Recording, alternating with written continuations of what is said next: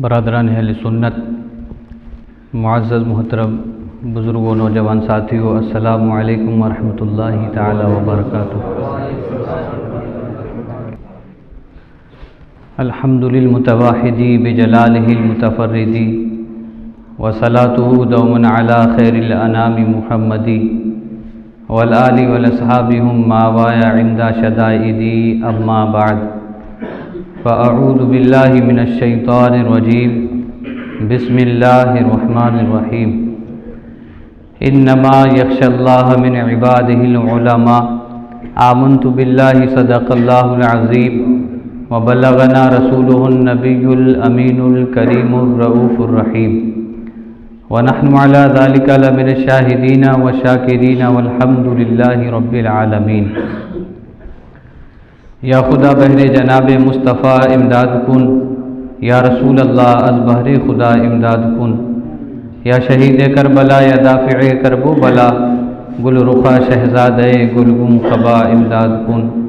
غوث اعظم بمن بے سر و ساما مدد، قبلہ دی مدد کعبہ ایما مدد، بگرداب بلا افتاد کشتی مدد کن یا معین الدین چشتی۔ دل کی عطا گہرائیوں کے ساتھ نبی پاک صاحب لولاک سیاح افلاک باعث تخلیق کائنات، اللہ کے محبوب دانہ غیوب منزہ عن العیوب، حضور احمد مجتبی محمد مصطفیٰ صلی اللہ تعالی علیہ وعلی آلہ وبارک وسلم کے دربار عالیہ میں درود و سلام کا نذرانہ عقیدت پیش کر لیجئے۔ اللہم صلی علی سیدنا و مولانا محمد معدن الجود والکرم وآلہ وبارک وسلم، صلاۃ و سلاما علیک یا رسول اللہ۔ امام اہل سنت سرکار اعلیٰ حضرت فرماتے ہیں، شافعی مالک احمد امام حنیف، شافعی مالک احمد امام حنیف، چار باغ امامت پہ لاکھوں سلام، چار باغ امامت پہ لاکھوں سلام۔ برادران اہل سنت، ہم اپنے آپ کو جتنا خوش نصیب سمجھیں کم ہے، کیونکہ آج ہم اس شخصیت کی محفل سجائے ہوئے بیٹھے ہیں کہ جن کی تقلید ہم کرتے ہیں اور جن کے مسائل پر ہم چلتے ہیں۔ ائمہ اربعہ یعنی شریعت کے چار امام،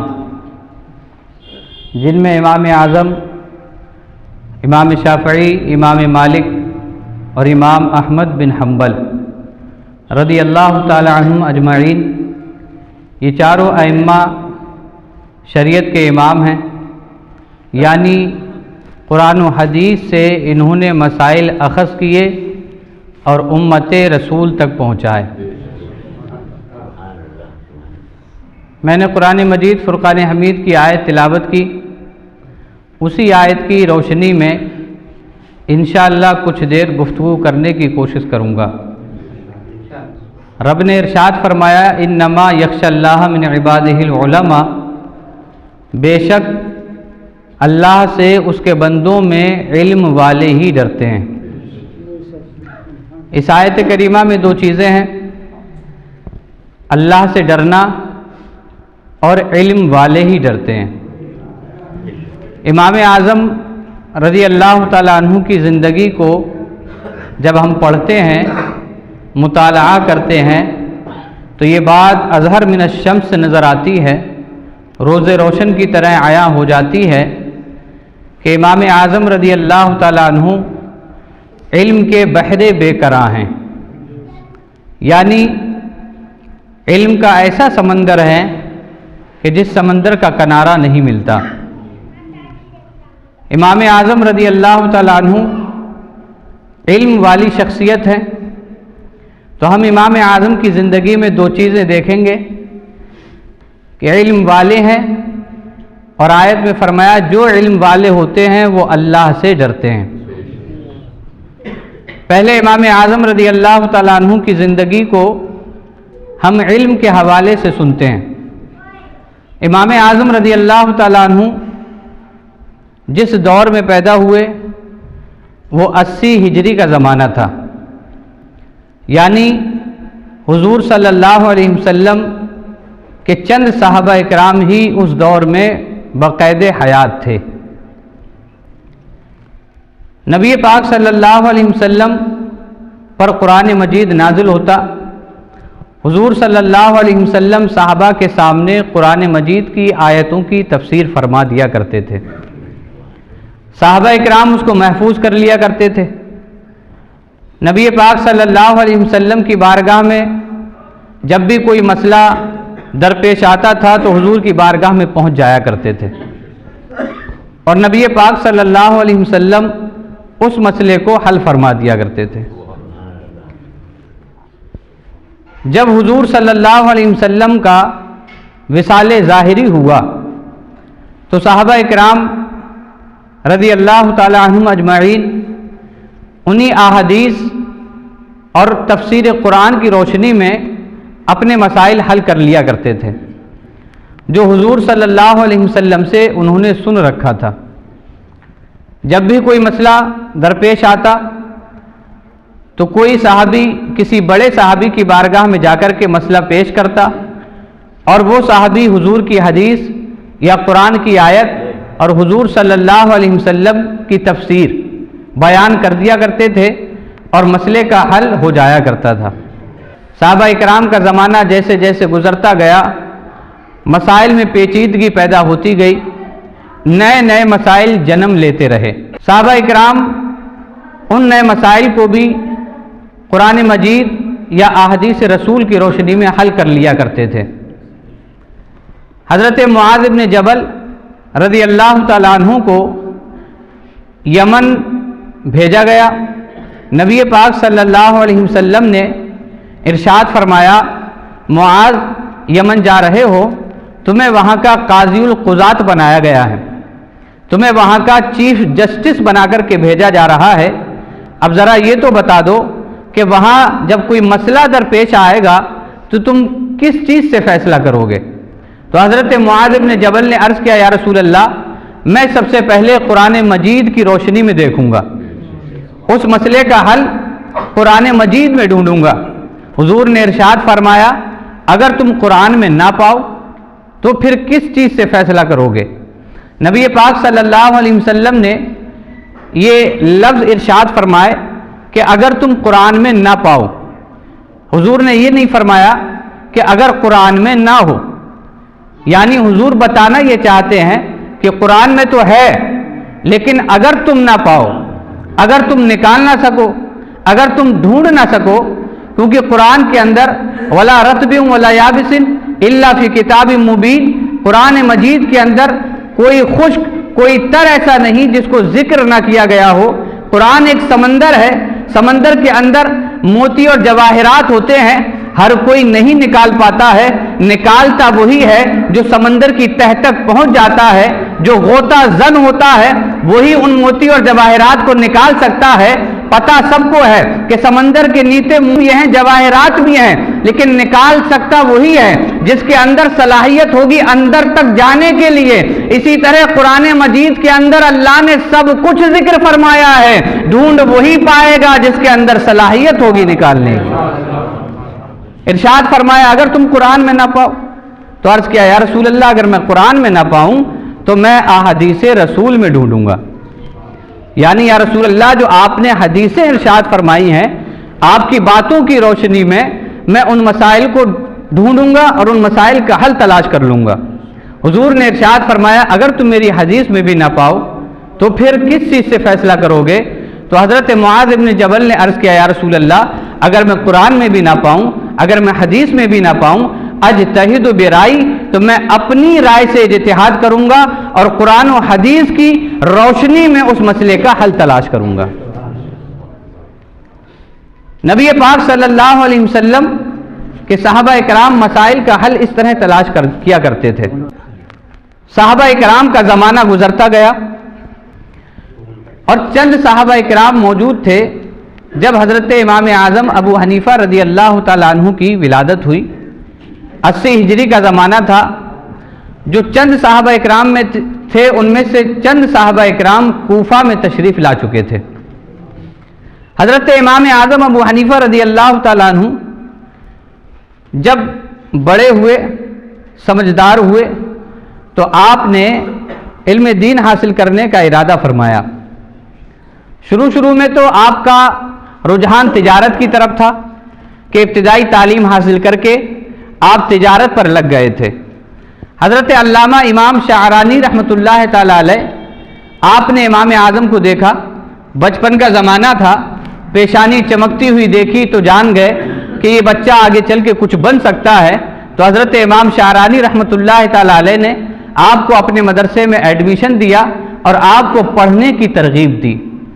حضرت امام اعظم ابو حنیفہ رضی اللہ تعالیٰ عنہ علم دین حاصل کرنے لگے، علم دین حاصل کرتے رہے۔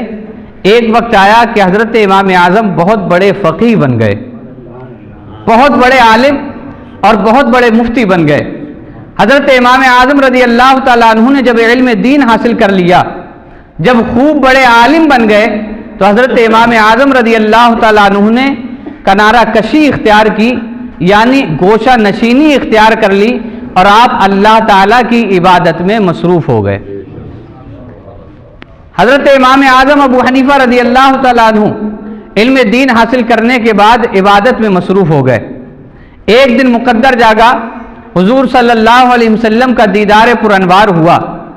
حضور نے ارشاد فرمایا، نعمان، تمہارا میری امت کے لیے باہر نکلنا بہت ضروری ہے، اور تم آگے چل کے بہت سے مسائل حل کرو گے، اسی لیے تم گوشہ نشینی اختیار مت کرو، بلکہ تم میری امت کے درمیان رہ کر کے شریعت کا علم پھیلاؤ۔ حضرت امام اعظم ابو حنیفہ رضی اللہ تعالیٰ عنہ نے جب نبی پاک سے یہ بشارت سنی تو آپ نے ایک درسگاہ قائم کی، ایک مدرسہ کھولا اور اپنی درسگاہ قائم کر کے بیٹھ گئے۔ حضرت امام اعظم ابو حنیفہ رضی اللہ تعالیٰ عنہ وہ شخصیت ہیں جنہوں نے علم دین کے اصول بنائے۔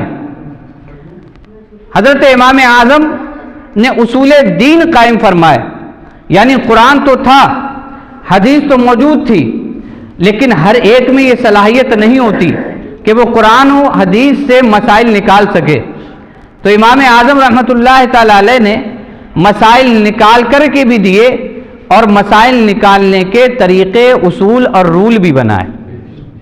آپ اندازہ کر سکتے ہیں کہ امام اعظم رضی اللہ تعالیٰ عنہ کتنے بڑے عالم دین ہیں کہ آپ نے ایسے اصول بنائے ہیں کہ آج کے دور میں نئے سے نیا مسئلہ بھی اگر آتا ہے اور امام اعظم کے اصول کی روشنی میں حل کیا جائے تو وہ چٹکیوں میں حل ہوتا نظر آتا ہے۔ امام اعظم نے ایسے اصول بنائے اور اس امت کو دیے۔ حضرت امام اعظم رضی اللہ تعالیٰ عنہ نے درسگاہ قائم کی۔ آپ بہت بڑے عالم دین اور اصول دین اور بانی اصول دین کے نام سے جانے اور پہچانے جاتے ہیں۔ حضرت امام اعظم رضی اللہ تعالیٰ عنہ وہ شخصیت ہیں کہ جن کے شاگردوں میں بڑے بڑے علماء آتے ہیں، جیسے امام شافعی، امام مالک اور امام احمد بن حنبل، جو ائمہ ثلاثہ، ائمہ اربعہ میں سے ہیں، یہ بھی امام اعظم کے شاگردوں میں آتے ہیں۔ اور ان چاروں ائمہ کے فالوور، ان چاروں ائمہ کی تقلید کرنے والے سینکڑوں، ہزاروں، لاکھوں میں پائے جاتے ہیں، لیکن اللہ تبارک و تعالیٰ نے امام اعظم رضی اللہ تعالیٰ عنہ کو وہ مقبولیت عطا فرمائی ہے کہ اس دھرتی کے اوپر سب سے زیادہ ماننے والے اگر کسی کے ہیں تو وہ امام اعظم کے ماننے والے ہیں۔ امام اعظم رضی اللہ تعالیٰ عنہ 80 ہجری میں پیدا ہوئے، یعنی آپ حساب لگائیں تو 1445 ہجری چل رہی ہے۔ اس حساب سے امام اعظم تقریباً 1350 سال پہلے پیدا ہوئے ہیں، 1350 سال پہلے پیدا ہوئے ہیں، اور علمی میدان میں ایسا کارنامہ انجام دیا ہے کہ آج تک لوگ انہیں بھول نہیں پائے، اور قیامت تک انہیں بھلایا نہیں جا سکتا ہے، کیونکہ امام اعظم نے دین کے ایسے اصول ہمیں بنا کے دیے ہیں کہ نئے سے نیا مسئلہ بھی اگر آ جاتا ہے تو امام اعظم کی کتابوں کی روشنی میں وہ مسئلہ حل کر لیا جاتا ہے۔ امام اعظم رضی اللہ تعالیٰ عنہ ایسی بڑی شخصیت ہیں لیکن جانے کون، پہچانے کون، پڑھے کون، سنے کون؟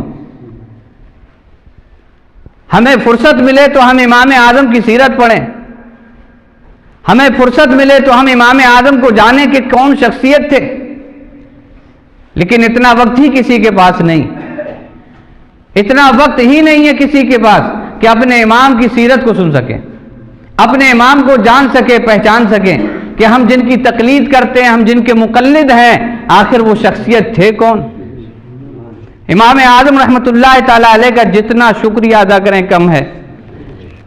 قرآن مجید کے اندر نماز پڑھنے کا حکم ہے، لیکن نماز پڑھنے کا طریقہ نہیں، طریقہ حضور نے بتایا، لیکن نبی پاک صلی اللہ علیہ وسلم نے مختلف طریقوں سے نماز ادا فرمائی ہے۔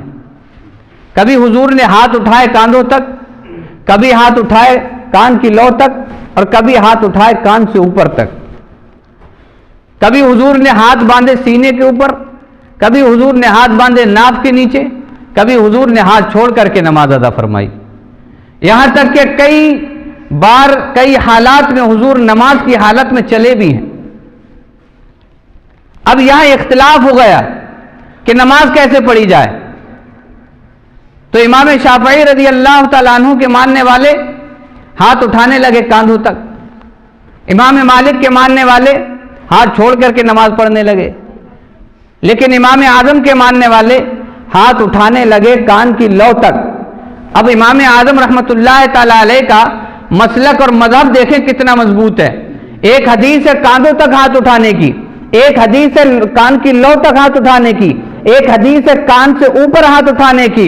تو امام اعظم اس محقق کا نام ہے کہ امام شافعی نے دوسری حدیثیں لی، امام مالک نے دوسری حدیثیں لی، لیکن امام اعظم نے کان تک ہاتھ اٹھا، کان کی لو تک ہاتھ اٹھانے والی حدیث لے لی اور بتایا دیکھو اس حدیث پہ عمل کرنے سے، ہاتھ اٹھانے سے کاندھے تک بھی ہاتھ اٹھ جاتے ہیں اور کان سے اوپر تک بھی ہاتھ چلے جاتے ہیں۔ یہ امام اعظم ہے۔ امام اعظم کا مسلک بہت مضبوط ہے، لیکن اب اس میں بھی حکمت ہے کہ امام شافعی نے کاندھوں والی حدیث لی، امام مالک نے ہاتھ چھوڑنے والی حدیث لی، اور امام اعظم نے کان کی لو تک والی حدیث لی۔ اس میں بھی حکمت ہے۔ امام احمد بن حنبل نے دوسری حدیثیں لی۔ اس میں حکمت یہ ہے کہ نبی پاک صلی اللہ علیہ وسلم جو کام بھی کرتے تھے اللہ کو بھا جاتا تھا۔ حضور جو کام بھی انجام دیتے تھے اللہ کو بھا جاتا تھا۔ نماز کی حالت میں حضور ہیں، صرف آسمان کی طرف دیکھا تو قرآن میں آیت اتار دی گئی، محبوب ہم تمہارا آسمان کی طرف بار بار چہرہ کرنا دیکھ رہے ہیں۔ اللہ اپنے محبوب کی اداؤں کو پسند فرماتا ہے۔ حضور نے کسی حکمت کے تحت کی، لیکن جس بھی حکمت کے تحت حضور نے یہ کام انجام دیے اللہ کو وہ سب کام بھا گئے۔ اس لیے رب تبارک و تعالیٰ نے اپنے محبوب کے مذہب پر، اپنے محبوب کے دین کے تعلق سے 4 مذہب قائم کروا دیے۔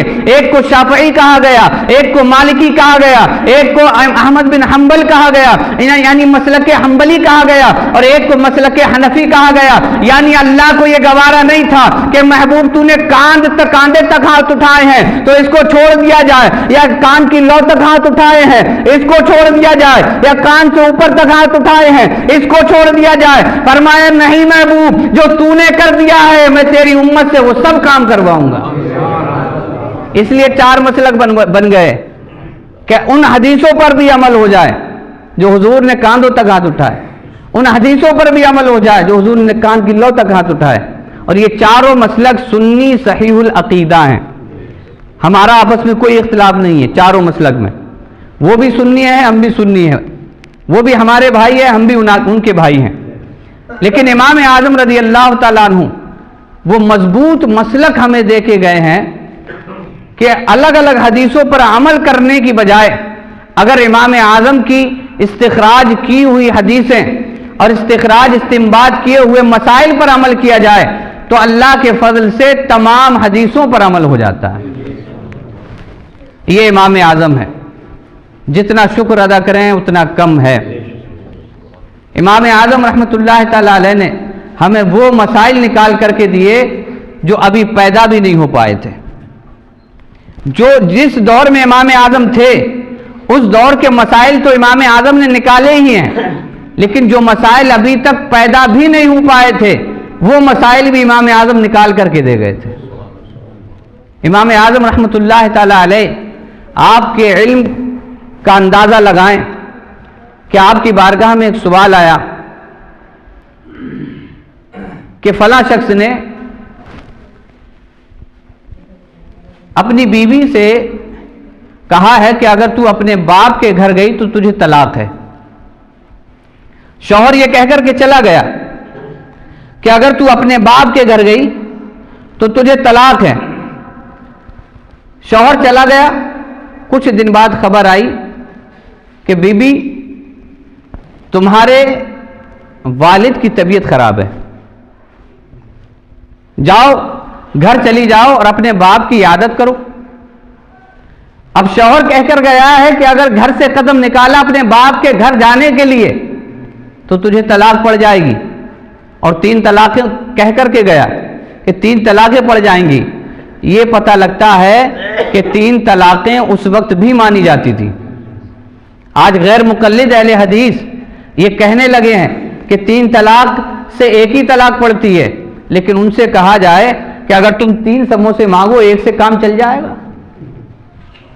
اگر تم 3 روٹی مانگو اور ہم 3 کو ایک سمجھ کے صرف ایک ہی روٹی دیں تو کیا 3 پوری ہو جائیں گی؟ نہیں ہوں گی۔ تو امام اعظم رحمۃ اللہ تعالی علیہ نے ہمیں بہت مضبوط مسلک دیا ہے۔ 3 طلاق 3 ہی طلاق ہوتی ہیں۔ شوہر کہہ کر کے گیا اگر تو اپنے باپ کے گھر گئی تو تجھے 3 طلاق پڑ جائیں گی۔ باپ کے گھر سے پیغام آیا کہ بیٹی اپنے گھر چلی آؤ، تمہارے باپ کی طبیعت خراب ہے۔ بیٹی کے ذہن میں بات آئی کہ شوہر تو یہ دھمکی دے کر کے گیا ہے، یہ شرط لگا کر کے گیا ہے، اگر میں اس کے گھر چلی گئی، اگر میں اپنے باپ کے گھر چلی گئی تو مجھ پر 3 طلاقیں پڑ جائیں گی۔ بیوی نہیں گئی۔ تھوڑے دنوں بعد پھر خبر آئی کہ تمہارے باپ کی طبیعت بہت زیادہ خراب ہے، بہت زیادہ علیل ہے، جاؤ اپنے باپ کی عیادت کر لو۔ بیوی کو پھر وہی خیال آیا، اپنا گھر بگاڑنا نہیں چاہتی تھی تو یہی خیال کر کے رک گئی کہ باپ کی عیادت کو گئی، باپ کے گھر گئی تو 3 طلاقیں پڑ جائیں گی۔ تھوڑا ہی عرصہ گزرا تھا کہ خبر آئی کہ تمہارے باپ کا انتقال ہو گیا ہے، تو اپنے باپ کے انتقال پر آ جاؤ۔ اب بیٹی سے رہا نہیں گیا، باپ کا انتقال ہوا تھا تو بیٹی کو تو جانا تھا۔ اب بیٹی نے اپنا بسترا باندھا اور اپنے باپ کے گھر نکل لی، اپنے باپ کے گھر پہنچ گئی۔ جب شوہر واپس آیا اسے خبر ملی کہ میں جو شرط لگا کر کے گیا تھا وہ شرط توڑ دی گئی ہے، تو بیوی پہ 3 طلاق پڑ گئی۔ اب شوہر نے کہلوا بھیجا کہ تو اپنے گھر پر ہی رہنا، اپنے باپ کے گھر رہنا، کیونکہ میں تجھ سے کہہ کر کے گیا تھا اگر باپ کے گھر جائے گی 3 طلاقیں پڑ جائیں گی، اب تو گھر پر ہی رہنا کیونکہ تجھ پر 3 طلاقیں پڑ چکی ہیں۔ چند دن گزرے، اب شوہر کو تنہائی کاٹنے لگی۔ اب یہ پہنچے علامہ امام سفیان ثوری کے پاس۔ امام اعظم رحمۃ اللہ تعالی علیہ کے سینئر ہیں، سفید داڑھی تھی، بزرگ آدمی ہیں۔ سفیان ثوری رحمۃ اللہ تعالی علیہ کے پاس پہنچا اور مسئلہ بیان کیا کہ حضور ایسی ایسی بات ہے، میں نے اپنی بیوی سے کہہ دیا کہ باپ کے گھر جائے گی تو 3 طلاق پڑ جائیں گی، اور وہ اپنے باپ کے گھر چلی گئی۔ اس کے باپ کا انتقال ہوا، وہ اپنے باپ کے گھر چلی گئی۔ تو علامہ سفیان ثوری رحمۃ اللہ تعالی علیہ نے کہا جاؤ تمہاری بیوی پہ 3 طلاقیں پڑ گئیں، تمہاری بیوی پہ 3 طلاقیں پڑ گئیں۔ 3 طلاق دینے کا بھوت اس وقت بھی تھا، حالانکہ طلاق ایک ہی دینے سے ہو جاتی ہے، لیکن بس جب تک سانس نہ ٹوٹے، جب تک مالا نہ ٹوٹے، جب تک دھاگا نہ ٹوٹے، موتی بکھر نہ جائے، کام ہوگا ہی نہیں۔ 3 لے کر ہی سانس آئے گی، اور جب امام صاحب کے پاس پہنچیں گے نہیں میں نے 1 دی ہے، میں 1 ہی دی ہے، میں نے گواہ بھی تیار ہو جاتے ہیں پھر تو، حالانکہ طلاق 1 دینے سے بھی ہو جاتی ہے۔ اس میں فائدہ یہ رہتا ہے کہ 3 طلاق دینے کے بعد حلالہ کروانا پڑتا ہے، اور 1 طلاق کے بعد حلالے کی ضرورت نہیں پڑتی ہے۔ عدت گزرنے کے بعد بیوی نکاح سے نکل جائے گی۔ اب اگر شوہر چاہے تو اس سے نکاح بھی کر سکتا ہے، اور بیوی چاہے تو کسی اور سے نکاح کر سکتی ہے۔ یہ سہولیت ہے، لیکن یہ سہولیت لے کون؟ جسے پتا ہو۔ گورنمنٹی یوجنائیں اسی کو ملتی ہیں جسے نالج ہوتی ہے، ورنہ تو سب یہی کہتے ہیں سرکار کوئی یوجنا ہی نہیں نکالتی ہے، حالانکہ یوجنائیں نکل رہی ہیں، لیکن پتہ کسے ہے؟ جو اس چیز میں لگا ہوا ہے کہ کب یوجنائیں آ رہی ہیں۔ تو علم دین حاصل کریں تاکہ مسائل کی نالج ہو۔ اب سفیان ثوری رحمۃ اللہ تعالی علیہ نے فتویٰ دے دیا کہ 3 طلاقیں پڑ گئیں، لیکن عادت ہوتی ہے آدمی کی کہ ایک سے پوچھے تو پیٹ نہیں بھرتا ہے، دوسرے کے پاس جاتا ہے، یہ کچھ کی عادت ہوتی ہے۔ اب اس کو آزمائش کہہ لیں، امتحان کہہ لیں، ہمارے دور میں تو یہ امتحان ہی ہے۔ ایک سے پوچھا تو پھر دوسرے امام سے بھی پوچھا جائے گا، تیسرے بھی پوچھا جائے گا، اور یہ پوچھنے والا بیچ میں اختلاف کرواتا ہے۔ اختلاف کیا ہو گیا؟ اب میں نے فلاں امام سے پوچھا تھا تو انہوں نے ایسے بتایا تھا، تم ایسے بتا رہے ہو۔ اب سمندر کی گہرائی میں جو جتنا جائے گا موتی اتنے ہی نکال کے لائے گا۔ ضروری تو نہیں کہ آپ نے پہلے امام سے پوچھا تو اس کا علم اتنا ہی ہو جتنا دوسرے کا ہے، یا دوسرے کا جتنا اتنا ہی اس کا ہو سکتا ہے یہ اس سے آگے ہو سکتا ہے وہ اس سے آگے ہو، تو جس پر اعتماد ہو اس سے مسئلہ پوچھ لیا کریں۔ اب وہ شخص جس نے اپنی بیوی کو طلاق دی تھی، علامہ سفیان ثوری کا فتویٰ لے کر کے گھر پہنچا، کہا 3 طلاقیں ہو گئی، لیکن پھر بھی تنہائی کاٹ رہی تھی، سوچا لاؤ امام اعظم کا بہت نام ہے، ذرا ان سے بھی پوچھ لیں، آؤ امام اعظم سے بھی پوچھ کے دیکھ لیں۔ اب امام اعظم کے پاس پہنچ گئے، کہا حضور مسئلہ یہ ہے کہ بیوی سے کہہ کے گیا تھا میں اگر اپنے باپ کے گھر گئی تو تجھے طلاق ہے، اور وہ اپنے باپ کے مرنے کے بعد اپنے باپ کے گھر چلی گئی۔ تو امام اعظم رحمۃ اللہ تعالی علیہ نے کہا جاؤ اپنی بیوی کو بلا لاؤ، اس پر کوئی طلاق نہیں پڑی ہے۔ آپ بول دیجئے سبحان اللہ، میں سمجھاؤں گا، میں سمجھاؤں گا، پیاسا چھوڑ کے نہیں جاؤں گا، جب دریا کے کنارے لایا ہوں تو پیالے بھر بھر کے پلاؤں گا۔ امام اعظم نے کہا جاؤ بلا کے اپنی بیوی کو بلا لاؤ، طلاق نہیں پڑی ہے۔ اب یہ گیا شخص سفیان ثوری کے پاس، کہا حضور آپ نے تو فتویٰ دیا تھا طلاق ہو گئی، امام اعظم کہہ رہے ہیں طلاق نہیں ہوئی ہے۔ اب امام سفیان ثوری بوڑھے آدمی تھے، اپنا عصا اٹھایا، لرزتے پیروں سے اٹھے، کہا امام ابو حنیفہ کو کیا ہو گیا ہے؟ اس سے جب بھی مسئلہ پوچھا جاتا ہے غلط بتا دیتا ہے۔ اب بزرگ تھے، ترائے تیش میں آئے اور چل دیا تھا لے کے، کہا اس سے جب بھی مسئلہ پوچھا گیا غلط بتا دیتا ہے۔ اب دوڑے دوڑے جب امام اعظم کے پاس پہنچے، امام اعظم نے دیکھا علامہ سفیان ثوری تشریف لا رہے ہیں، کھڑے ہوئے تعظیم کی، اپنی جگہ بٹھا دیا، اور امام سفیان ثوری تیش میں آ کر کے کہنے لگے ابو حنیفہ تم نے پھر سے غلط مسئلہ بتایا ہے۔ اب امام اعظم رحمۃ اللہ تعالی علیہ نے کہا حضور میں نے کون سا مسئلہ غلط بتا دیا ہے، کون سا مسئلہ غلط بتایا ہے؟ کہا ایک شخص آیا تھا جس نے کہا تھا کہ 3 طلاق کی شرط لگائی تھی اس نے کہ اگر بیوی اس کے باپ کے گھر گئی، اپنے باپ کے گھر گئی تو 3 طلاقیں پڑ جائیں گی، اور بیوی اس کے اپنے باپ کے گھر گئی 3 طلاقیں پڑ گئیں۔ امام اعظم نے کہا حضور 3 طلاقیں اس پہ نہیں پڑی ہیں۔ علامہ سفیان ثوری نے حیرت کی آنکھیں پھاڑتے ہوئے پوچھا کیسے نہیں پڑی ہیں جب اس نے شرط لگائی تھی کہ باپ کے گھر جائے گی 3 طلاق پڑ جائیں گی؟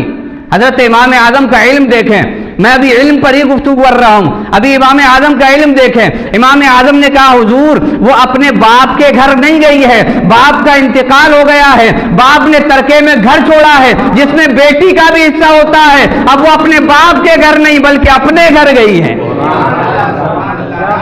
تکبیر، نعرہ رسالت، فیضان امام اعظم، علامات امام اعظم، نعرہ تکبیر، نعرہ رسالت۔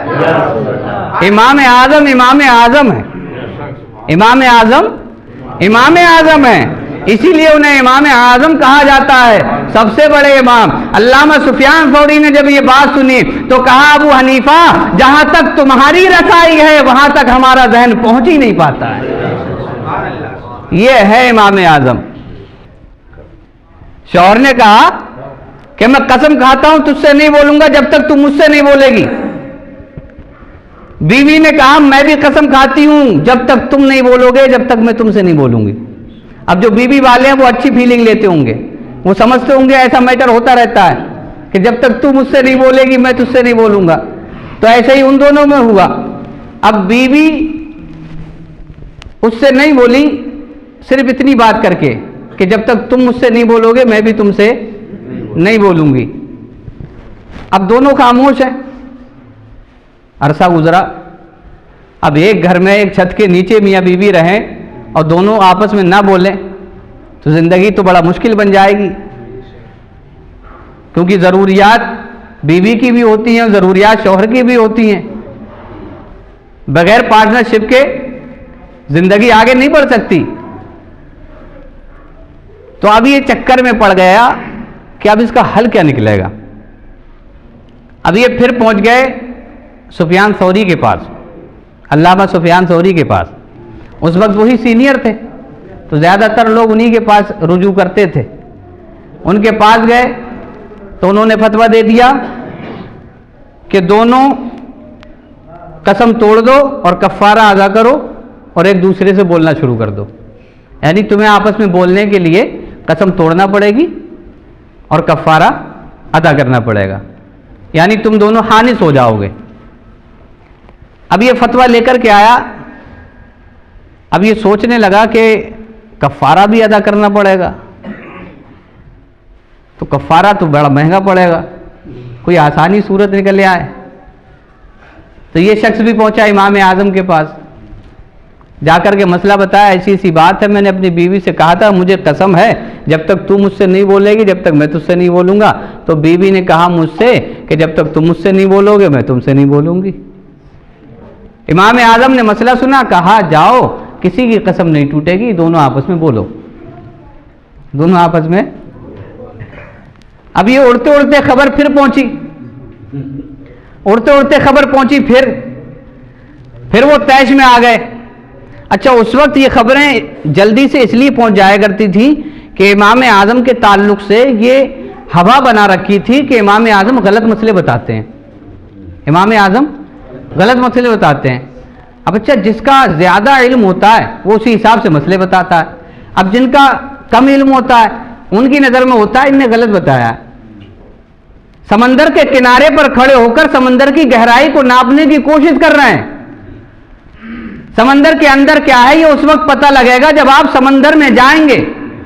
سمندر کے کنارے سے کھڑے ہو کے سمندر کے اندر کا پتہ نہیں لگ سکتا۔ امام اعظم کی یہ بات بھی اڑتے اڑتے پہنچ گئی، کہا پھر سے مسئلہ غلط بتا دیا۔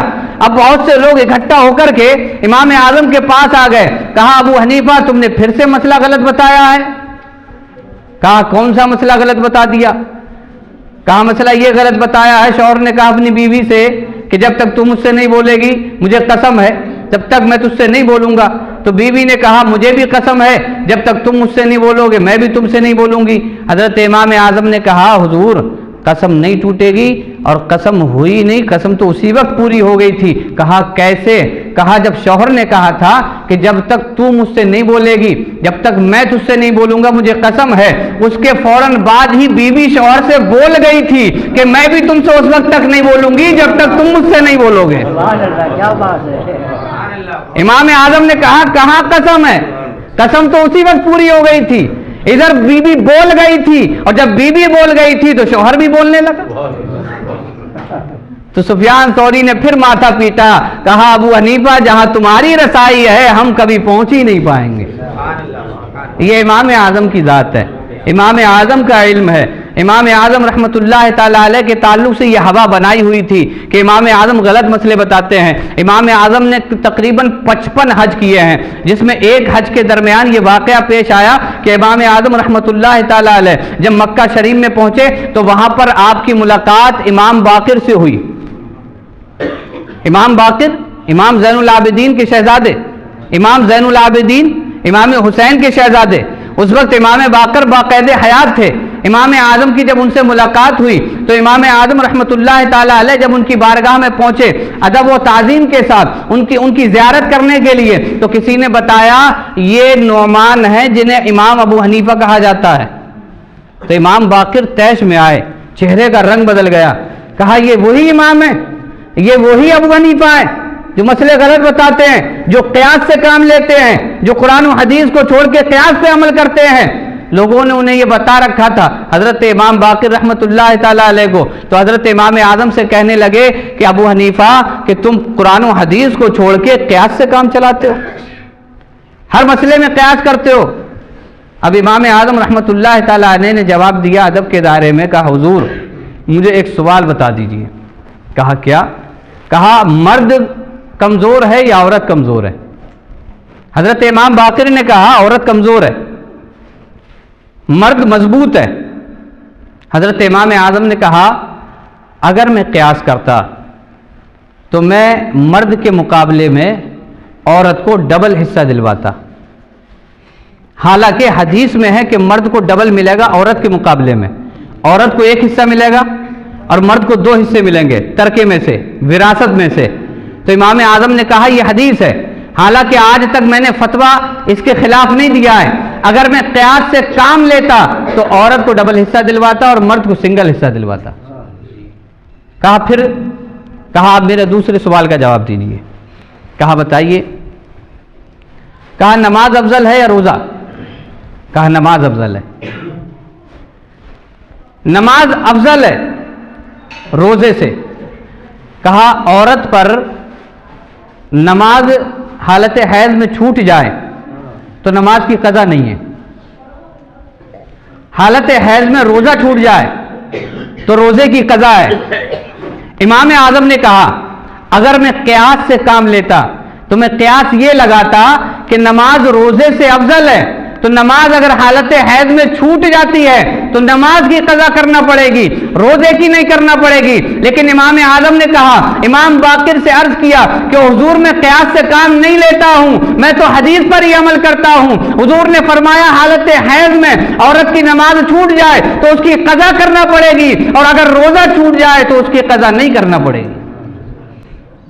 نبی پاک صلی اللہ علیہ وسلم نے فرمایا کہ اگر حالت حیض میں عورت کی نماز چھوٹ جائے تو اس کی قضا نہیں ہے اور روزے کی قضا ہے۔ تو امام اعظم نے کہا میں قیاس سے کہاں کام لیتا ہوں۔ ایک دوسری مثال، امام اعظم نے پھر سوال کیا، کہا حضور مجھے یہ بتائیے کہ پیشاب زیادہ ناپاک ہے یا مادہ منویہ زیادہ ناپاک ہے؟ تو امام باقر نے کہا پیشاب زیادہ ناپاک ہے، نجاست و غلاظت میں، ناپاکی میں پیشاب زیادہ ناپاک ہے، مادہ منویہ اتنا ناپاک نہیں پیشاب کے مقابلے میں۔ تو امام اعظم نے کہا پیشاب نکلنے کے بعد غسل فرض نہیں ہوتا ہے اور مادہ منویہ نکلنے کے بعد غسل فرض ہو جاتا ہے، یہ حدیث میں ہے۔ اگر میں قیاس لگاتا تو قیاس یہ لگاتا کہ پیشاب کے بعد غسل فرض ہونا چاہیے اور مادہ منویہ نکلنے کے بعد غسل فرض نہیں ہونا چاہیے۔ تو امام باقر اپنی مجلس سے اٹھے، اپنی مسند سے اٹھے، اپنی درسگاہ سے اٹھ کر کے امام اعظم کو سینے سے لگا لیا اور کہا امام اعظم ہم تو تمہارے تعلق سے کچھ اور ہی سنا کرتے تھے، لیکن آج آنکھوں سے دیکھ لیا ہے تم نے جو حفاظت حدیث کی ہے، جو قرآن کی ہے، آج تک وہ کر ہی نہیں پائے گا۔ یہ امام اعظم ہے، ان کے تعلق سے ایک ہوا بنا دی گئی کہ وہ غلط مسئلے بتاتے ہیں، تو سب کے کانوں میں یہی پہنچا ہوا تھا کہ وہ غلط مسئلے بتاتے ہیں، غلط مسئلے بتاتے ہیں۔ امام اعظم رحمۃ اللہ تعالی علیہ ایسے علم کے بحر بے قرار ہیں کہ جس کا کنارہ ہی نہیں۔ امام اعظم رحمۃ اللہ تعالی علیہ جب اتنے بڑے عالم دین ہیں، جب اتنا علم رکھتے ہیں، تو آپ سوچیں کہ امام اعظم کے دل میں خشیت الہی کتنی ہوگی۔ انما یخشی اللہ من عبادہ العلماء، بے شک اللہ سے اس کے بندوں میں علم والے ہی ڈرتے ہیں۔ جب امام اعظم کے پاس اتنا علم ہے تو پھر خدا سے کتنا ڈرتے ہوں گے، کیونکہ جس کے پاس جتنا علم ہوگا خدا سے وہ اتنا ہی ڈرتا ہوگا۔ امام اعظم کتنا ڈرتے ہیں۔ امام اعظم کپڑے کی تجارت کیا کرتے تھے، کپڑے کا کاروبار کیا کرتے تھے۔ آپ کے ایک پارٹنر تھے جن کا نام تھا حفص بن عبد الرحمن، وہ پارٹنر تھے۔ ایک کپڑے میں نقص تھا، ایک کپڑے میں عیب تھا، تو امام اعظم نے کہا کہ یہ کپڑا جس میں عیب ہے اس عیب کو بتا کر کے کپڑا بیچنا۔ امام اعظم کہیں کام سے نکل گئے، حفص بن عبد الرحمن جو امام اعظم کے پارٹنر تھے انہوں نے وہ کپڑا بیچ دیا اور عیب بتانا بھول گئے تھے۔ امام اعظم جب واپس آئے پوچھا اس کپڑے کا کیا ہوا جس میں عیب تھا، جس میں نقص تھا؟ کہا میں نے وہ بیچ دیا ہے۔ کہا اس کا عیب نہیں بتایا؟ کہا حضور عیب بتانا بھول گیا تھا۔ امام اعظم نے کہا جتنا کپڑا بیچا ہے وہ تمام رقم اٹھا لاؤ، وہ تمام رقم لے کر کے آئے۔ امام اعظم نے جتنا کپڑا اس دن بیچا تھا وہ تمام رقم غریبوں میں تقسیم فرما دی۔ صرف اس ایک کپڑے کی وجہ سے، صرف ایک کپڑے کی وجہ سے کہ عیب بتا کر کے نہیں بیچا گیا۔ ہم تو آج بہت سی چیزیں بغیر عیب بتائے بیچ رہے ہیں، بلکہ چھپا کر کے بیچ دیتے ہیں، عیب بتایا ہی نہیں جاتا۔ ایک چھوٹی سی مثال، نوٹ پھٹا ہوا ہو تو طے بنا کے لے جائیں، 10 روپے کی چیز دے دیو۔ اب دکاندار نے دیکھ لیا تو ٹھیک کہہ دیتا یہ لے واپس، دوسرا لے کے آ، ورنہ تو گیا گلک میں۔ دھوکہ دھڑی، سراسر سامنے سے دھوکہ دھڑی، عیب بتا کر کے بیچیے اپنا مال۔ یہ امام اعظم کی زندگی سے درس ہے، امام اعظم کی زندگی سے ہمیں سبق ملتا ہے کہ امام اعظم کے اندر خشیت الہی، خوف خدا اتنا تھا کہ امام اعظم کو یہ بھی گوارا نہیں تھا کہ میری دکان کا عیب دار کپڑا بھی صحیح قیمت میں چلا جائے، بلکہ امام اعظم اس کو بتایا کرتے تھے کہ اس کپڑے میں یہ عیب ہے۔ ایک بوڑھی عورت کپڑا لے کر کے آئی دکان پہ بیچنے کے لیے امام اعظم کے پاس، کہا میں یہ کپڑا بیچنا چاہتی ہوں۔ آپ نے پوچھا بیوی بتاؤ کتنی قیمت چاہیے؟ کہا مجھے 100 درہم دے دیجئے۔ امام اعظم نے کہا یہ 100 درہم کا نہیں ہے، اور قیمت بتاؤ۔ وہ بیوی نے کہا تو آپ 200 دے دیجئے۔ امام اعظم نے کہا اس کی 200 بھی قیمت نہیں ہے، اور بتاؤ۔ کہا 300 دے دیجئے۔ کہا اس کی 300 بھی نہیں ہے۔ تو بوڑھی بیوی کہنے لگی کہ امام کیا آپ میرے ساتھ مذاق کر رہے ہیں؟ تو امام اعظم نے کہا بوڑھی ماں میں تیرے ساتھ مذاق نہیں کر رہا ہوں، تو اس کی صحیح قیمت بتا، میں کپڑے کے مطابق قیمت دینا چاہتا ہوں۔ بوڑھی بیوی نے کہا کہ چلے 400 درہم دے دیجئے۔ امام اعظم نے کہا ایسا کرو کسی ماہر تاجر کو بلا کر کے لاؤ۔ وہ بوڑھی ماں گئی، بلا کر کے ایک مرد کو لائی جو ماہر تاجر تھا۔ اس نے آ کر کے امام اعظم کے سامنے کہا کہ آپ اس قیمت کی 500 درہم دے دیجئے۔ امام اعظم نے 500 درہم نکال کر کے اس عورت کے ہاتھ پہ رکھ دیے۔ کہا بوڑھی بیوی یہ کپڑا اتنا سستا نہیں تھا جتنے سستا تو بیچنے آئی تھی، یہ تو اس سے بھی زیادہ مہنگا ہے۔ قربان جائیے امام اعظم پر کہ جہاں وہ مسائل نکال رہے تھے، جہاں مسائل و احادیث سے مسائل کا استنباط و استخراج کر رہے تھے، وہی امام اعظم آپس میں بھائی چارگی کا بھی درس دے رہے تھے۔ جہاں امام اعظم کتابیں لکھ رہے تھے، اصول دین بنا رہے تھے، وہی امام اعظم اپنے ماننے والوں کو جینے کا سلیقہ بھی دے رہے تھے، زندگی جینے کا طریقہ بھی دے رہے تھے کہ اگر تمہارے پاس کوئی غریب لاچار آ جائے اپنی کوئی چیز لے کر کے اور کہے میں مجبور ہوں اتنے میں لے لو، آج تو دور یہ ہے کہ اگر وہ 500 روپے کی چیز لے کر کے آئے تو ہم اس کی کم سے کم قیمت لگانا چاہتے ہیں، کیونکہ ہمیں پتا ہے یہ غریب ہے، مجبوری پہ بیچنے آیا ہے، جتنی کم لگا دیں گے اتنا ہی اچھا ہے، یہ کم میں ہی دے کر کے چلا جائے گا۔ لیکن اے مسلمانوں، تمہیں ایسا ہرگز نہیں کرنا ہے، بلکہ امام اعظم کی سیرت پر عمل کرنا ہے، اور آنے والے مال کی جتنی قیمت ہو وہی قیمت اس کو ادا کرنا ہے۔ اپنی زندگی کا اصول بنائیے، دھوکہ دھڑی سے بچیے، خود بھی بچیے، دوسروں کو بھی بچائیے۔ امام اعظم نے ہمیں یہ درس دیا ہے۔ امام اعظم بہت بڑے عالم، جتنا علم اتنی خشیت الہی۔ ایک دن مسجد میں پہنچ گیا، عشاء کی نماز پڑھی۔ عشاء کی نماز پڑھنے کے بعد امام اعظم رحمۃ اللہ تعالی علیہ مسجد میں بیٹھے رہے۔ جو مؤذن صاحب تھے اذان پڑھتے تھے وہ انتظار میں بیٹھے رہے کہ جس وقت نکلیں تو میں چراغ بجھاؤں، جس وقت نکلیں یہ چراغ بجھاؤں، جس وقت یہ نکلیں یہاں سے میں چراغ بجھاؤں۔ بہت دیر ہو گئی، امام اعظم کھڑے ہیں، قیام کی حالت میں ہیں، قرآن کی تلاوت کر رہے ہیں۔ یہی قرآن کی نسبت سے ایک بات سن لیجئے، امام اعظم قرآن کی بہت زیادہ تلاوت کیا کرتے تھے، یہاں تک کہ رمضان شریف کے اندر امام اعظم 62 مرتبہ قرآن کریم ختم کیا کرتے تھے، ایک دن میں، ایک رات میں، اور ایک اس طریقے سے 30 یہ ہوئے، اور ایک قرآن مجید تراویح میں ختم کیا کرتے تھے، اور ایک چاند رات والے دن ختم کیا کرتے تھے۔ امام اعظم رمضان کے مہینے میں 62 مرتبہ قرآن مجید کی تلاوت کر لیا کرتے تھے، اور جس جگہ امام اعظم کا مزار مقدس ہے اس جگہ امام اعظم نے 7000 مرتبہ قرآن مجید ختم فرمایا ہے۔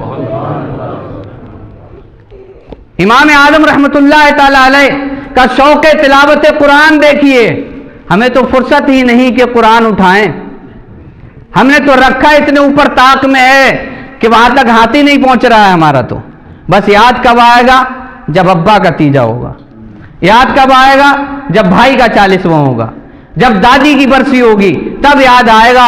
آؤ، اور خود بھی نہیں پڑھنا ہے، مدرسے سے بچوں کو بلاؤ، ان سے قرآن خوانی کروا دو۔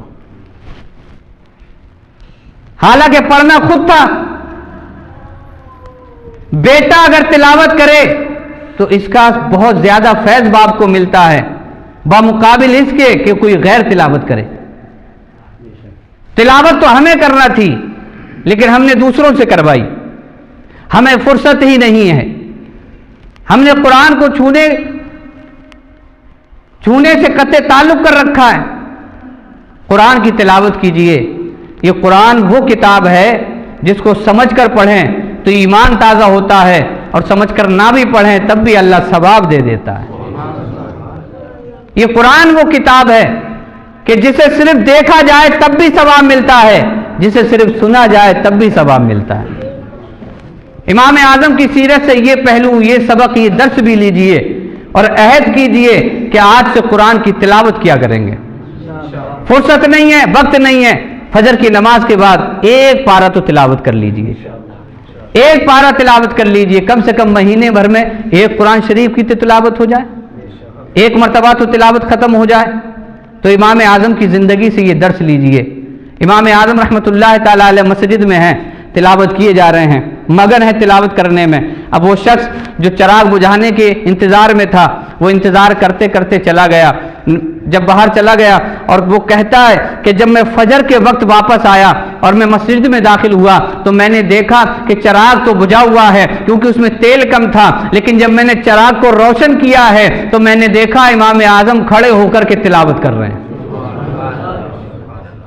خشیت الہی، خوف خدا امام اعظم کے اندر اتنا بھرا ہوا ہے کہ امام اعظم دن میں مسائل نکالتے ہیں، دن میں کتابیں لکھتے ہیں، دن میں اصول دین بناتے ہیں، تو وہی امام اعظم جو مسئلے نکال کر لوگوں کو بتاتے ہیں، وہی رات میں جب مصلی بچھاتے ہیں تو فجر کی اذان ہو جاتی ہے لیکن نعمان بن ثابت مصلی سے نہیں ہٹ پاتے ہیں۔ امام اعظم رحمۃ اللہ تعالی علیہ اپنے گھر پہ راتوں رات قیام کیا کرتے تھے۔ پڑوس میں ایک مجوسی تھا، اس نے دیکھا، کئی رات گزر گئی دیکھتے ہوئے کہ امام اعظم رات بھر کھڑے ہو کر کے قیام کرتے ہیں، عبادت کرتے ہیں اور تلاوت قرآن کرتے ہیں۔ وہ ایک دن وہ دیکھنے لگا اور اس نے کہا یہ راز ہے، لاؤ اس راز میں اپنی بیوی کو شریک کر لوں۔ اس نے اپنی بیوی کو بلایا اور کہا ذرا دیکھو تو نعمان کو کیا ہوا ہے کہ راتوں رات کھڑے رہتے ہیں، راتوں رات عبادت کرتے رہتے ہیں، پتہ نہیں ان سے کون سا گناہ ہو گیا ہے۔ شوہر اور بیوی دونوں دیکھ رہے ہیں۔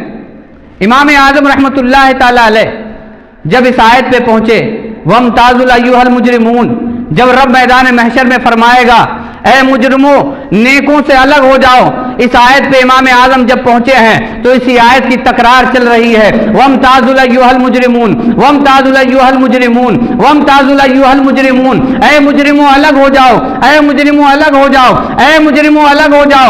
میدان محشر میں رب فرما رہا ہے اے مجرموں نیکوں سے الگ ہو جاؤ۔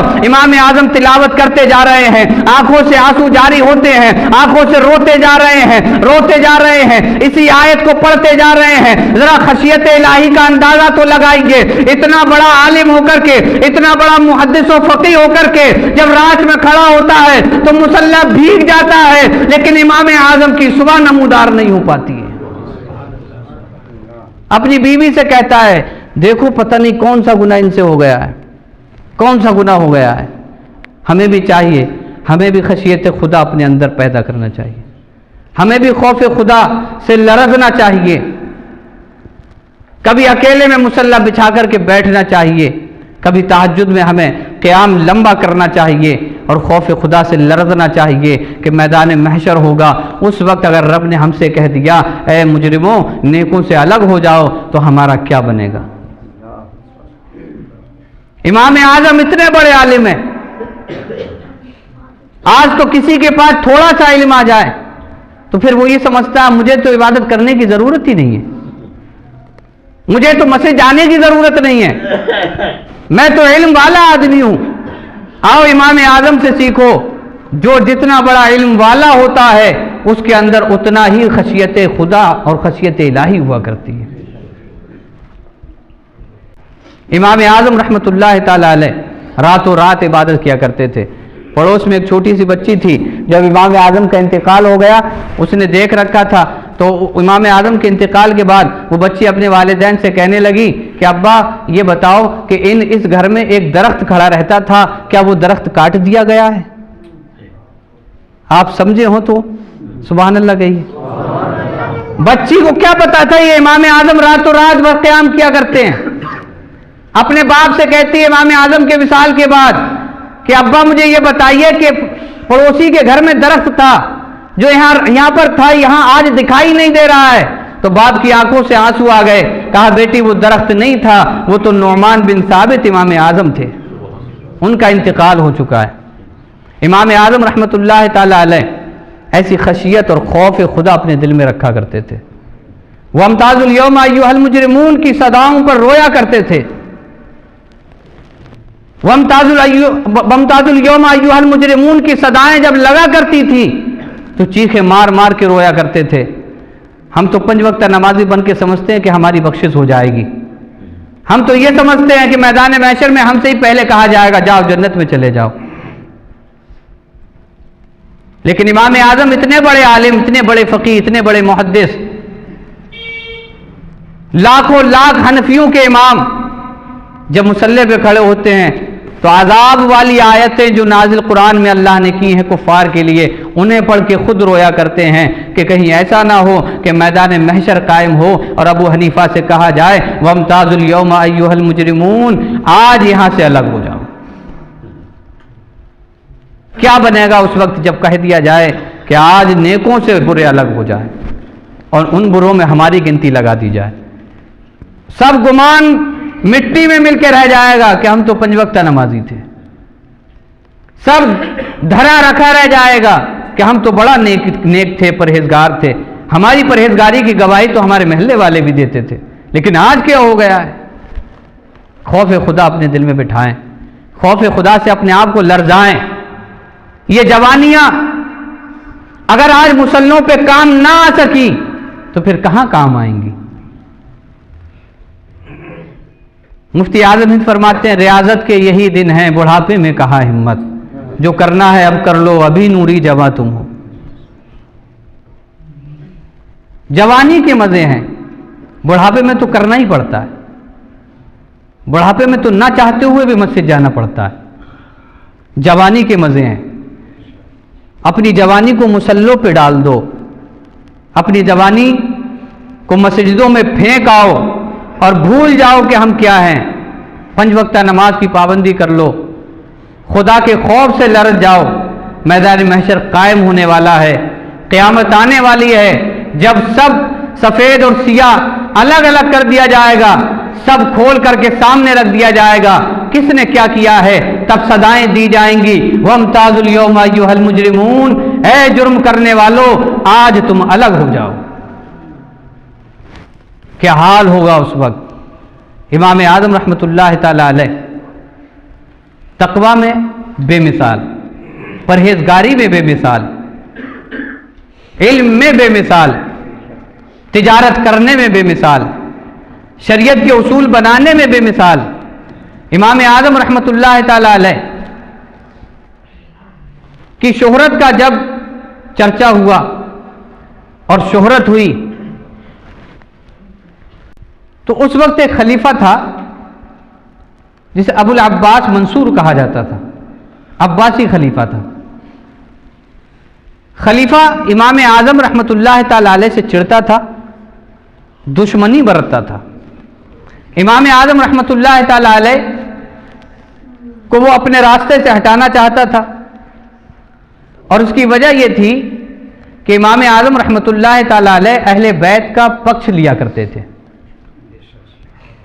جب بھی بات آ کر کے پڑتی تو امام اعظم رحمۃ اللہ تعالی علیہ اہل بیت کے ساتھ ہوتے تھے۔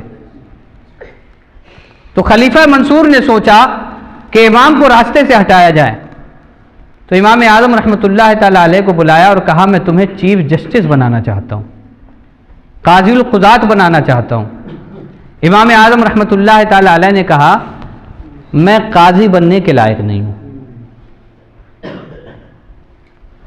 علم بہت ہے، اپنے وقت کے فقیہ ہیں، محدث ہیں، لیکن کیا کہہ رہے ہیں؟ میں قاضی بننے کے لائق نہیں، یہ عاجزی ہے۔ تو منصور نے کہا کہ تم جھوٹ کہہ رہے ہو۔ وہ غصے میں آیا، اس نے کہا تم جھوٹ کہہ رہے ہو، حالانکہ تمہارے علم کا شہرہ ہے، ہر جگہ تمہارے علم کے چرچے ہوتے ہیں، تم قاضی بن سکتے ہو۔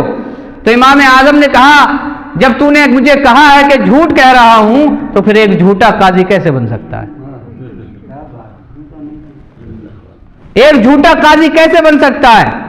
اور اگر میں سچا ہوں تو پھر میں کہہ رہا ہوں میں قاضی بن نہیں سکتا۔ امام اعظم رحمۃ اللہ تعالی علیہ منصور طیش میں آیا، غصے میں آیا، اور امام اعظم رحمۃ اللہ تعالی علیہ سے کہا تم باتیں نہ بناؤ، میں تمہیں قاضی بناؤں گا۔ اور امام اعظم کو قاضی اس لیے بنایا جا رہا تھا کہ اپنی مرضی کے فیصلے کروانے تھے، اور جب قاضی نہیں تھے تو امام اعظم اس کی مرضی کے فیصلے ہی نہیں دیتے تھے، جو شرعی حکم ہوتا تھا وہ بتاتے تھے۔ امام اعظم کو پتا تھا کہ جب میں قاضی بن گیا تو مجھے اس کی انگلی پہ ناچنا پڑے گا، اس کی انگلی کے اشارے پہ چلنا پڑے گا، یہ جو کہے گا مجھے ویسا فیصلہ دینا پڑے گا۔ یعنی امام اعظم رحمۃ اللہ تعالی علیہ وقت کے بادشاہ سے ٹکر لے کر کے بتا رہے ہیں کہ اے علم والو، اے اپنے وقت کے علماء کہلانے والوں، بڑی سی بڑی طاقت تمہارے سامنے کیوں نہ آ جائے، لیکن حق بات کہنے سے تمہیں پیچھے نہیں ہٹنا ہے۔ امام اعظم رحمۃ اللہ تعالی علیہ نے جب یہ باتیں کہیں تو اسے غصہ آیا، اس نے اصرار کیا کہ نہیں قاضی بننا ہے، آپ نے منع کیا میں قاضی نہیں بن سکتا، میں قاضی نہیں بنوں گا، تو آپ کو قید میں ڈال دیا، جیل میں ڈال دیا۔ امام اعظم رحمۃ اللہ تعالی علیہ کافی عرصے تک جیل میں رہے، آج بھی علماء کو جیل میں ڈالا جا رہا ہے، آج بھی علماء کو قید میں ڈالا جا رہا ہے، آج بھی بہانے بنا بنا کر جیل بھیجا جا رہا ہے، لیکن وہ اپنی قسمت پہ ناز کریں جیل جانے والے، کیونکہ ہمارے بزرگوں کا طریقہ رہا ہے کہ جب بھی کوئی عالم جیل میں گیا ہے، باہر ہوتا ہے تب بھی دین کا کام کرتا ہے، اور جیل چلا جاتا ہے تب بھی دین کا کام کرتا ہے، اور یہ اللہ جس سے چاہے کام لے لے۔ جب اسے قید خانوں میں دین پھیلوانا ہوتا ہے تو پھر مجدد الفسانی کو بھی قید میں بھیجا جاتا ہے، جب اسے جیلوں میں دین پھیلوانا ہوتا ہے تو امام اعظم کو بھیجا جاتا ہے۔ امام اعظم رحمۃ اللہ تعالی علیہ آپ کو جیل میں ڈالا گیا، ہر وقت روزانہ بادشاہ کی طرف سے پیغام جاتا کہ تم قاضی بننے کے لیے تیار ہو جاؤ، امام اعظم منع کر دیتے تو آپ کے کوڑے لگائے جاتے تھے، آپ کے پورے جسم پر، سر پر، ہر جگہ کوڑے مارے جاتے تھے، لیکن امام اعظم کی زبان پر صرف ایک جملہ تھا کہ میں قاضی نہیں بنوں گا۔ پتا تھا قاضی بن گیا تو اس کے اشاروں پہ مجھے فیصلے دینا پڑیں گے، حدیث اور قرآن کو مجھے پس پشت ڈالنا پڑے گا، تب اس کے فیصلوں پہ مجھے سائن کرنا پڑیں گے۔ امام اعظم کو یہ خبر تھی، امام اعظم ایک دن رونے لگے۔ امام اعظم سے پوچھا گیا کہ ابو حنیفہ تم کیوں رو رہے ہو، کیا کوڑوں سے تمہیں تکلیف ہو رہی ہے؟ تو امام ابو حنیفہ نے کہا مجھے کوڑوں سے تکلیف نہیں ہو رہی ہے، مجھے اس بات سے تکلیف ہو رہی ہے کہ میری ایک بوڑھی ماں ہے، وہ جب یہ خبر سنتی ہوگی کہ میرے بیٹے کو کوڑے لگائے جا رہے ہیں تو اس کے دل نازنین پر کیا گزرتی ہوگی۔ امام اعظم رحمۃ اللہ تعالی علیہ جیل میں ہیں، کوڑے کھا رہے ہیں، لیکن رو کس کے لیے رہے ہیں؟ اپنی ماں کے لیے۔ رو کس کے لیے رہے ہیں؟ اپنی ماں کے لیے رو رہے ہیں۔ کاش ہم میں بھی کوئی اپنی ماں کے لیے روئے۔ ہم میں تو کوئی رونے والا ہی نہیں بلکہ رلانے والے بہت ہیں۔ ماں باپ کو رلانے والے بہت ہیں، ماں باپ کے لیے رونے والا کوئی نہیں ہے۔ کاش کبھی یہ سوچ کر بھی رویا کریں پردیس میں جا کر کے کہ میری ماں مجھے کتنا یاد کرتی ہوگی، میرا باپ میرا کیسا خیال کرتا ہوگا۔ کاش یہ بھی سوچ کے رویا کریں۔ میرے بھائیوں، والدین کے لیے رویا کرو، والدین کو رلایا مت کیا کرو۔ امام اعظم نے بتایا میں اس لیے رو رہا ہوں کہ میری ماں کے دل پہ کیا گزرتی ہوگی۔ وقت گزرتا گیا، امام اعظم نے قاضی بننے سے، چیف جسٹس بننے سے انکار کر دیا کہ میں نہیں بنوں گا، تو آپ کو کھانے میں زہر ملا کر کے کھلایا گیا اور امام اعظم رحمۃ اللہ تعالیٰ علیہ نے وہ کھانا کھایا اور اس کھانے میں زہر ملا ہوا تھا، تو اس زہر کی وجہ سے آپ کا وصال ہوا، آپ کی شہادت ہوئی۔ امام اعظم رحمۃ اللہ تعالیٰ علیہ کی جب شہادت ہوئی، آپ کا وصال ہوا، تو علماء لکھتے ہیں کہ اس دور میں سب سے بڑا جنازہ امام اعظم کا پڑھا گیا، تقریباً 50,000 لوگوں نے آپ کا جنازہ پڑھا، اور تقریباً 6 سے 7 مرتبہ آپ کی نماز جنازہ ہوئی، اور تقریباً 6 سے 7 مرتبہ قبر سے مٹی ہٹا ہٹا کر پھر سے ڈالی گئی۔ جو لوگ آتے تھے وہ مٹی ڈالا کرتے تھے۔ اس وقت کا سب سے بڑا جنازہ تھا۔ امام اعظم نے بتایا کہ ٹینشن مت لینا، تمہیں جیلوں میں بھیجا جائے گا، پھر بھی گھبرانا مت، تم پر ظلم و ستم کیے جائیں گے، پھر بھی گھبرانا مت، تم پر کوڑے برسائے جائیں گے، پھر بھی گھبرانا مت، لیکن یاد رکھنا ظلم و ستم سہتے رہنا، ایک وقت آئے گا دنیا سے چلے بھی جاؤ گے تب بھی لوگ تمہیں بھلا نہیں پائیں گے۔ لوگوں، امام اعظم کی سیرت سے کچھ سیکھو، درس لو، سبق لو۔ ہمارے امام اعظم، ہم جن کے مقلد ہیں وہ ہمارے امام ہیں، پیشوا ہیں، مقتدی ہیں، ہم ان کے مقتدی ہیں۔ امام اعظم رحمۃ اللہ تعالیٰ علیہ نے اپنی زندگی سے ہمیں وہ درس دیا ہے کہ جس پر اگر ہم عمل کر لیں تو ہماری زندگی سدھرتی چلی جائے گی، ہماری دنیا بھی کامیاب ہو جائے گی، ہماری آخرت بھی کامیاب ہو جائے گی۔ امام اعظم رحمۃ اللہ تعالیٰ علیہ کی زندگی کے میں نے 2 پہلو آپ کے سامنے رکھے آیت کریمہ کی روشنی میں۔ انما یخشی اللہ من عبادہ العلماء، کہ اللہ سے علماء ہی ڈرتے ہیں۔ ایک علماء علم جن کے پاس ہوتا ہے، تو امام اعظم کی سیرت کا ایک پہلو تھا کہ ان کے پاس علم بہت تھا، اور جس کے پاس علم بہت ہوتا ہے وہ اللہ سے اتنا ہی ڈرتا ہے۔ خشیت الہی کی مثالیں بھی میں نے آپ کے سامنے رکھی، تو قرآن کی آیت کی روشنی میں امام اعظم کی یہ مختصر سیرت میں نے آپ کے سامنے رکھی ہے۔ تو ہمیں بھی چاہیے کہ ہم یہاں سے اٹھیں تو کوئی سبق لے کر کے اٹھیں، علم دین حاصل کریں، تاکہ جتنا علم ہمارے اندر ہوگا اتنا ہی خوف خدا ہمارے اندر آئے گا، اور خوف خدا بھی رکھیے اور امید و رجا بھی رکھیے۔ حضرت ابو بکر صدیق اکبر رضی اللہ تعالیٰ عنہ کا ایک قول آپ کو امید و بیم و رجا کے درمیان کا، اور خوف و خشیت اور امید کے درمیان کا سنا کر کے تقریر ختم کرتا ہوں۔ حضرت ابو بکر صدیق اکبر فرماتے ہیں کہ اگر میدان محشر میں یہ سزا دی جائے کہ جنت میں صرف ایک شخص جائے گا تو مجھے یقین ہے میرا رب مجھے جنت میں بھیجے گا، اور اگر جہنم میں یہ سزا دی جائے کہ جہنم میں صرف ایک شخص جائے گا تو حضرت ابو بکر کہتے ہیں کہ وہ ایک شخص بھی میں ہی ہوں گا۔ اللہ تعالی ہمیں عمل کی توفیق دے۔ امید بھی رکھیے، نا امید مت ہوئیے، اور خوف خدا بھی رکھیے۔ امید اور خوف خدا کے بیچ میں زندگی گزارتے چلے جائیے۔ اللہ تعالی ہمیں امام اعظم کی زندگی پر عمل کی توفیق عطا فرمائے، امام اعظم سے پکی سچی محبت عطا فرمائے، آپ کے طور طریقے اپنانے کی توفیق عطا فرمائے، اور امام اعظم رضی اللہ تعالیٰ عنہ کی اس مبارک محفل کے صدقے میں ہمارے بگڑے ہوئے کام بنا دے۔ مولا ہمارے درمیان جو بیمار انہیں شفا عطا فرمائے، جو بے اولاد انہیں صاحب اولاد بنا دے، جو بے کاروبار ہے انہیں صاحب کاروبار بنا دے۔ وما علینا الا البلاغ۔ السلام علیکم۔